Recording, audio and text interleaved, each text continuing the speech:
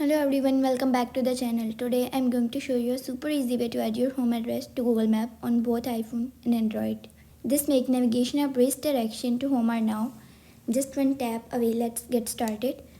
Step 1. Open Google Map. On your iPhone or Android, open the Google Map. Step 2. Tap your profile icon. In the top right corner, tap your profile icon on your initial. Step 3.